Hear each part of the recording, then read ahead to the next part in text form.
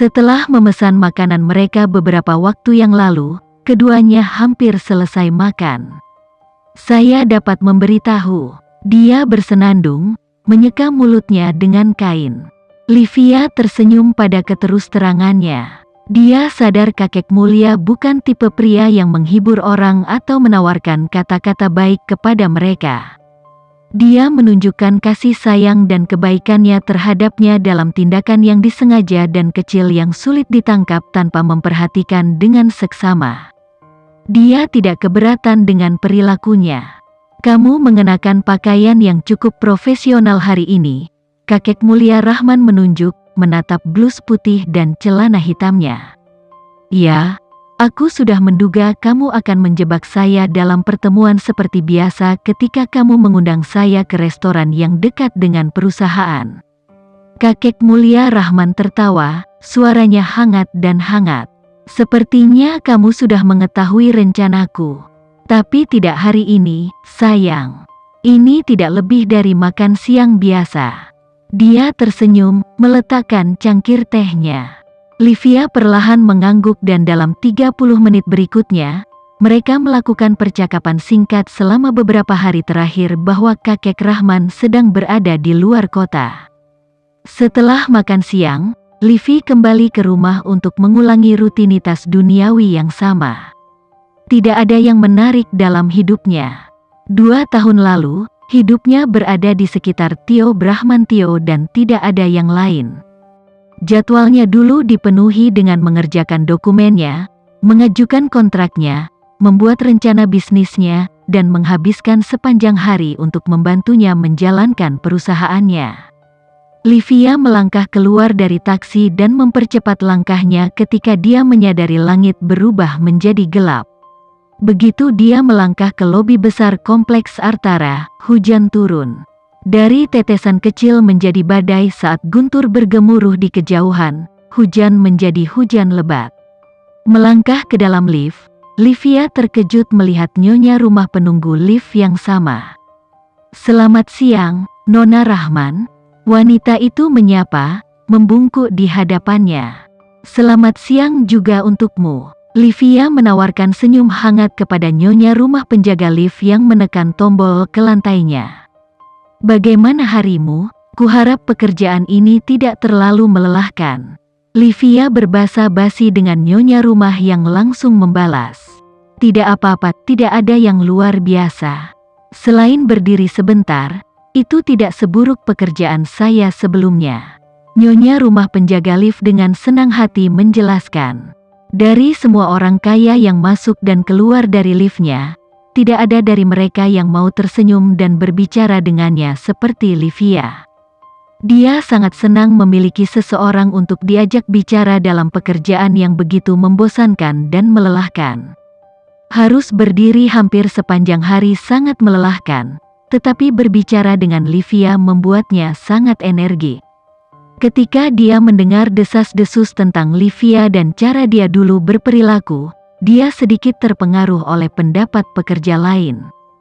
Tapi sekarang dia sering berbicara dengannya, sepertinya rumor itu hanyalah gosip sederhana. "Semoga harimu menyenangkan, Nona Livia," nyonya rumah penjaga lift dengan cepat berkata ketika pintu lift tertutup. "Terima kasih, kamu juga." Livia menjawab dengan anggukan setelah memasukkan kode sandi 20 huruf yang rumit, memindai ibu jari, dan kemudian menggesekkan kunci kartu. Livia berjalan ke kondominiumnya yang luas. Karena jendela ruang tamunya sangat tinggi dan lebar, dia bisa melihat hujan dengan sempurna. Hujan deras menciptakan suasana yang sangat sedih dan melankolis. Livia melepas mantelnya dan meletakkan tasnya, lalu duduk di dekat jendela untuk mendengarkan hujan.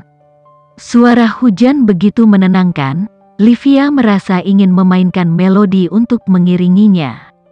Dia menatap piano hitam mengkilap yang duduk di sudut ruangan, tepat di samping jendela. Sudah beberapa minggu sejak terakhir kali dia bermain, tetapi hujan menciptakan pengaturan yang begitu sempurna, dia tahu dia harus memainkannya.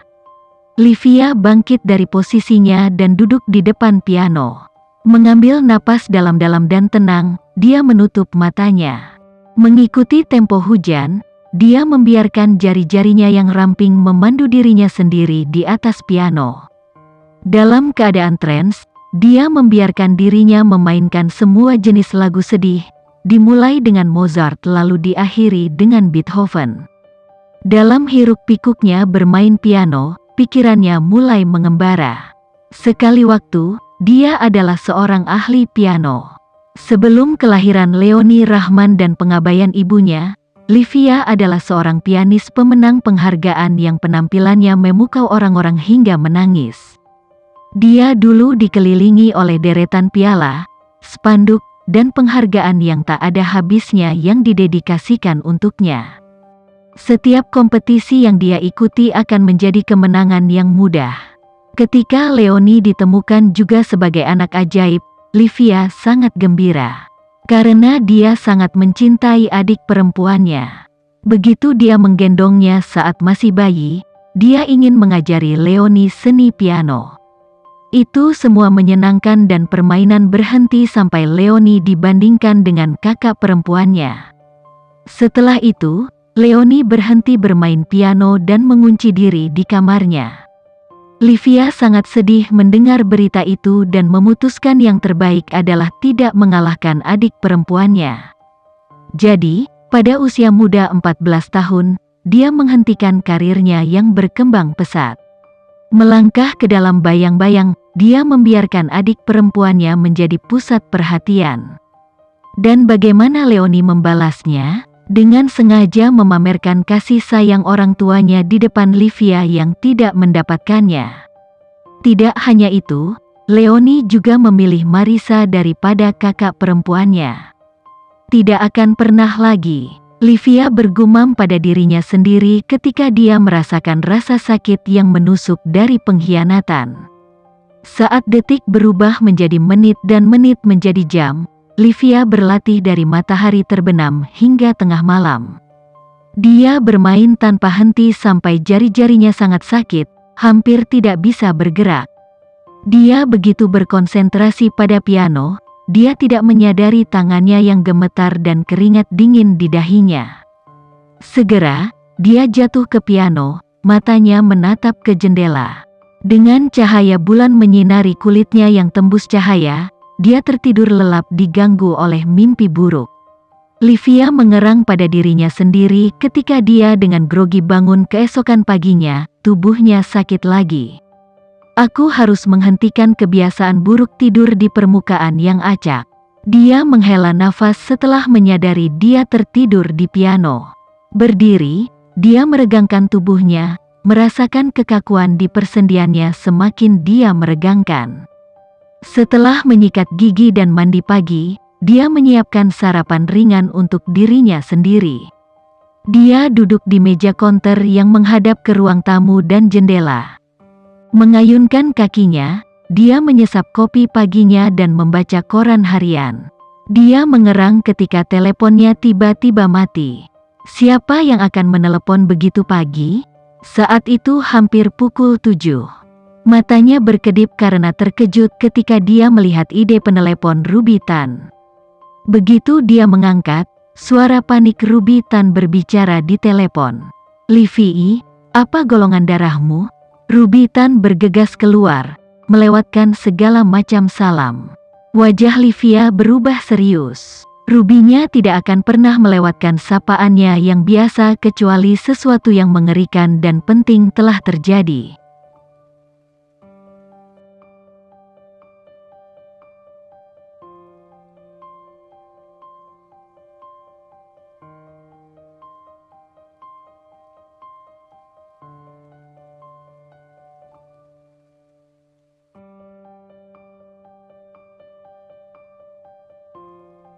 Sekian dulu ya video kali ini, kita lanjutkan lagi videonya di lain waktu. Oh iya, bagaimana menurut kalian? Semoga bisa sedikit menghibur kalian semua. Untuk teman-teman yang baru nonton jangan lupa subscribe ya hehehe. Dan kalau teman-teman ada yang ingin gabung langganan bisa langsung gabung saja untuk dapat fitur yang menarik dan sedikit membantu Mimin. Terima kasih banyak sudah menonton, sampai jumpa lagi, bye bye bye.